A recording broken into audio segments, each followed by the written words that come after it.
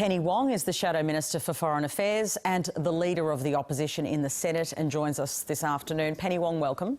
Good to be with you, Patricia. Do you accept the apology given by Defence Minister Linda Reynolds for her handling of Ms Higgins' alleged rape allegations? Well, it's 2 years later, isn't it? But I'll come back to that. I want to start by first expressing my personal sympathy to Ms Higgins for what she's been through. I want to acknowledge her enormous courage. I know she's spoken about or made a public statement about the outpouring of support that she's had, and I hope that she knows as a consequence of that she is not alone, and she has shown enormous courage. Unfortunately, what we are seeing from the Morrison government since these allegations have come to light, since these events have come to light, is a reliance on platitudes and nice words, but it's very late. And these platitudes and words should not be used as a mask to detract attention or to hide the fact that they failed to do what they should have done. They failed to take responsibility and act appropriately. Is Labor accusing the Prime Minister of lying when he says he only found out about the allegations in the last few days? Look, I think it is very difficult for anyone to believe that neither an Australian Prime Minister nor his or her office would know of an event of alleged criminal activity occurring in the Minister of Defence's office for 2 years. That statement becomes even less credible when you remember that the person who was the Minister for Defence's Chief of Staff at the time of the incident, at the time of the alleged rape, was someone who had previously worked for the Prime Minister and subsequently returned to work with the Prime Minister. And finally, we know from Ms Higgins' own words that a person she has described as the Prime Minister's fixer, I think his principal's advisor, was involved shortly after the alleged rape, and in fact even called her again in the week that Four Corners aired its program exposing sexual misconduct inside the government. So those facts, along with, I think, the common sense view, do make it very difficult for Australians to believe that the Prime Minister knew nothing. So if Labor is asserting that you think, it's not believable that the Prime Minister didn't know, how will you pursue this, given he's said now on the public record that he didn't? I think the question is less what will our approach be than what the Prime Minister should do. And, I'd say just this simple thing to Scott Morrison: stop dealing with this as a political problem and start doing the right thing. That's what he should do. Stop dealing with this awful set of allegations as a political problem and do the right thing. Tell the truth, stop obfuscating, stop dancing around, and do the right thing, not just for Ms Higgins, but for all women and men in this workplace and across the country. Are Celia Hammond and the Deputy Head of the Prime Minister's office the right people to be recommending improvements in how these cases are handled? They're the people that have been charged by the Prime Minister to overhaul the systems. I don't believe so. I think if we are really going to have an inquiry or a review or a process which results in change, we need a very different structure and a very different approach to this. Now, Labor, Anthony Albanese said some time ago that we are willing to work with anyone who is about trying to make sure this place is safer. Safer workplaces are something we should all work towards. Anthony and Tanya put out a statement today setting out what we believe should happen, and I'd refer you to that. We said, look, there should be someone, an eminent external person who is involved in this. It should be supervised or engaged with by a bipartisan committee, and I think those suggestions should be taken up. I would point out that Mr Morrison, after there were bullying allegations inside the coalition when Mr Turnbull lost the Prime Ministership, did announce that he would have a review into the culture and operations of the Liberal Party.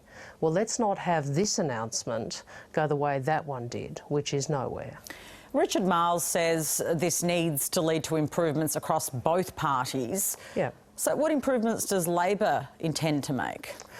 We are making them, and as a result of actions taken last year under Anthony's leadership, there has been a review and a revision of our policies and our procedures, engagement with staff about that, and as I think others have said, we're at the final stages of adoption and consideration and adoption of those. Is Parliament House a safe workplace for women? Well, clearly it isn't. And we all have to work together to ensure that it is. And that starts with some honesty.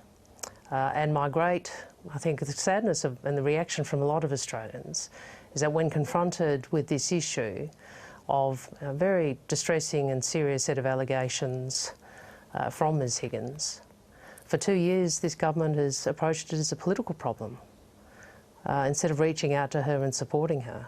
She clearly doesn't feel supported, and so all these words that I've heard over the last 2 days in the Senate chamber about Ms Higgins feeling empowered, being given agency, well, they're words that simply do not match up with her account of her experience. I'm going to change the topic if I can. Is it fair that Australia has cancelled the citizenship of a woman born in New Zealand who travelled to Syria on an Australian passport? Well, look, citizen cancellation is a very serious decision to be made.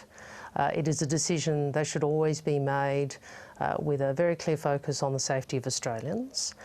We did pass with the government laws that enabled the government of the day to cancel citizenship in certain circumstances.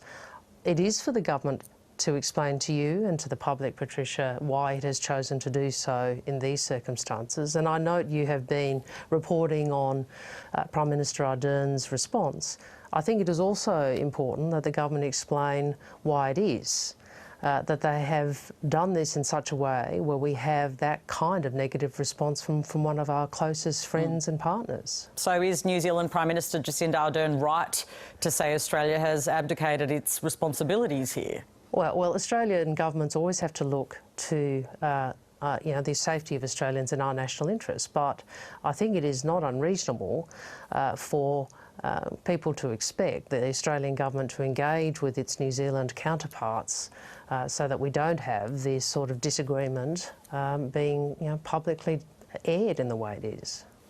What are your biggest concerns around the ongoing crackdown against demonstrators protesting the overthrow of the government in Myanmar?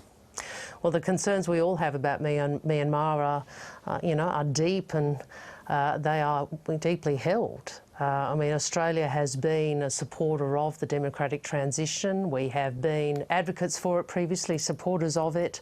We all view the events in Myanmar with deep sadness and deep concern. It is given that this is an attack on the democratic transition, the actions of the military. It is unsurprising we have seen the response from citizens, and what I would say is to add my voice to the voices of many in the international community who are watching closely what is occurring in Myanmar. We would be urging the authorities to exercise restraint. Is there more that Australia, Penny Wong, could be doing to put pressure on the military in Myanmar? That's a good question, Patricia, and I said some days ago that the government did need to reconsider our military cooperation, military training cooperation with the Tatmadaw, with the military. It seems to many people, including the Labor Party, that it is difficult to argue that engagement is important and useful in the circumstances we now are. There may be the government may have a different view, in which case I do think that reconsidering it and reviewing it at this point is important. I've also said the government should consider the need or the possibility of further sanctions, further actions if required. Those are our suggestions to the government. I think Australians everywhere who have followed what has occurred in this country for many years are deeply, deeply saddened by what we are seeing. Is the United Nations in a position to make good on threats of severe consequences for the military in Myanmar? Well, the United Nations is as strong as its members are, and the United Nations is as able to respond as the membership is willing to do.